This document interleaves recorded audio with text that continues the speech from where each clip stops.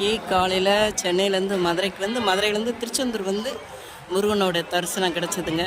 ஆனால் 6 மணி நேரம் 7 மணி நேரம் க்யூவில் நின்னா தான் ஃப்ரீ தரிசனம் கிடைக்கிது பார்த்துக்கோங்க. அதுக்கு பாருங்கள், இது 100 ரூபா க்யூவு. 100 ரூபா தரிசனத்துலேயே 4 மணி நேரம் வெயிட் பண்ணி சாமி தரிசனம் பண்ணுறாங்கங்க.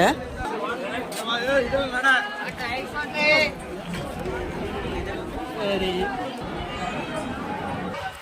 நாங்கள் 25 வருஷத்துக்கு முன்னாடி திருச்செந்தூரில் 6 வருஷம் வந்தாங்க. அப்படியே டைரெக்டாக வந்து நேராக வந்து முருகன் பக்கத்தில் உட்காந்து அப்படிலாம் தரிசனம் பண்ணோம்.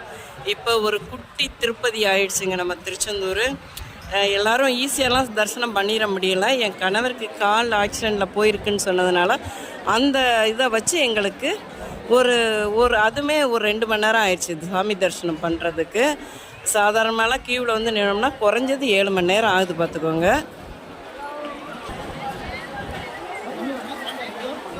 இது வள்ளி கோவிலுக்கு போகும் பாதை பார்த்துக்கோங்க. இங்கே பாருங்கள், அப்படியே கடற்கரைனா கோயில் பின்பக்கம்தான் இப்போ எல்லாமே இது பண்ணிகிட்ருக்குறேன். ஃப்ரீ தரிசனம் பாருங்கள், மேலே கூடி கியூ அப்படியே விடுறாங்க. எங்கே வந்து எப்படி வருது பாருங்கள் ஃப்ரீ தரிசனத்துக்கு. இது சாமி பார்த்துட்டு வெளியே வர்ற பாதை. அதை வந்து ஈவினிங் நேரம் வந்து இங்கே உட்காந்தோன்னா சூப்பராக இருக்குங்க. கடற்கரை பாருங்கள், அங்கேருந்து செமையாக பண்ணியிருக்காங்கங்க. கோயிலில் கும்பாபிஷேகத்துக்கு அவ்வளோ இதாக ரெடி பண்ணியிருக்காங்க. இந்த வேலை நடந்துகிட்ருக்கு பாருங்கள். கடலில் அரிப்பு ஏற்படக்கூடாதுன்னு ஃபுல்லாக கல்லுகளை வச்சு அந்த மாதிரி பண்ணிகிட்ருக்காங்க.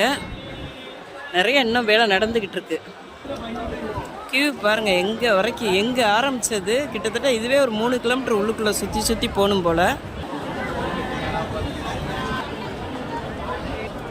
இந்த மேலே ஏறுறது 100 ரூபா தரிசனம், அந்த பக்கம் ஃப்ரீ தரிசனம் பார்த்துக்கோங்க.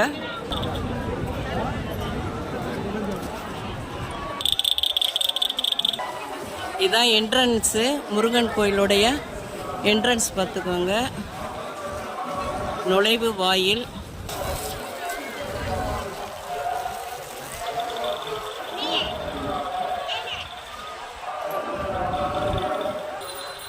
இன்னும் நிறைய வேலை முடியலைங்க. இங்கே பாருங்களேன், நடந்துக்கிட்டே இருக்குது. இந்த இதுவில் தான் தங்கத்தேர் இருக்கும் பார்த்துக்கோங்க.